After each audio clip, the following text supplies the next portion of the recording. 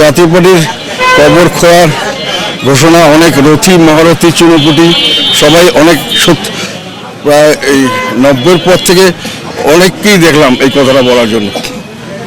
তবে রংপুরের মানুষ যেভাবে বুক পেতে জাতীয় পার্টিকে রক্ষা করেছে, জাতীয় পার্টির বীজটাকে সবসময় তারা রক্ষা করে গেছে এবং পরবর্তীতে এটা আবার পুনর্জাগরিত হয়েছে। অনেকবারই এটাকে ধ্বংস করে দেওয়ার ষড়যন্ত্র হয়েছে, অনেক চাপ সৃষ্টি করা হয়েছে, অনেক ধরনের ষড়যন্ত্র হয়েছে। সব ষড়যন্ত্রকে ধ্বংস করেছে আমাদের এই রংপুরের মানুষ তাদের ভালোবাসা দিয়ে, তাদেরকে বুক দিয়ে তাদের দলকে আঁকড়ে রেখেছে।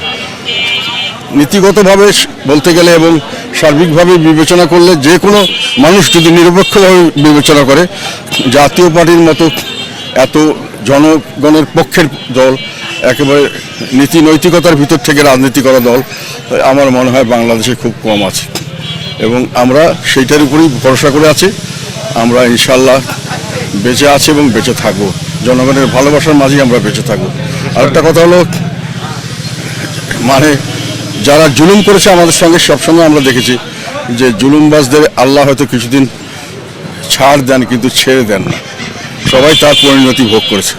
কয়েকটি জায়গায় একটু সমস্যা হয়েছে, কালকে শুনলাম নীলফামারীতে বোধহয় সৈয়দপুরে একটু সমস্যা হয়েছে, সংঘাত হয়েছে, আমাদের যে প্রার্থী তার গাড়ি ভাঙচুর হয়েছে শুনলাম।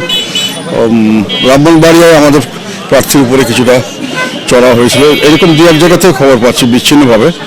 এমনি রংপুর এলাকায় আশেপাশে আমি এখন পর্যন্ত ভালোই দেখছি। আমাদের সবচেয়ে বড় সমস্যা আমরা মনে করছি তরুণ সমাজ বিভিন্নভাবে বিপদগামী হচ্ছে, এমনকি রাজনীতিতেও তারা সঠিক রাজনীতির দিশা পাচ্ছে না, নানান ধরনের সংঘাতময় হিংসাত্মক প্রতিহিংসাপরণ রাজনীতির দিকে যাচ্ছে, যেটা দেশ ও জাতির জন্য ক্ষতিকারক হচ্ছে। কে কার মাধ্যমে পরিচালিত হয় সেটা আমরা এইভাবে বলতে চাই না, তবে তারা কার মাধ্যমে পরিচালিত হয় এই জিনিসটা কিন্তু এখন জনগণের কাছে খুব পরিষ্কারভাবে বোঝা যাচ্ছে। তাদের এজেন্ডা বাস্তবায়ন হচ্ছে, কারা এখানে এসে বিভিন্ন এজেন্সির মাধ্যমে তাদের স্বার্থ সিদ্ধ করার চেষ্টা করছে এবং সেখানে তারা যেমন ৭১-এর মুক্তিযুদ্ধটাকে একটা ভুল এবং আর তার আগে যারা ছিলেন তারাই সঠিক, এই সমস্ত মনোভাব তো স্বাভাবিকভাবে আসছে না, এটা কোনো না কোনো দেশের এজেন্ডা বাস্তবায়ন করছেন। কাজেই এইসব বলতে গেলে আমার মনে হয় কাদা ছোড়াছুড়ি করে কোনো লাভ নাই।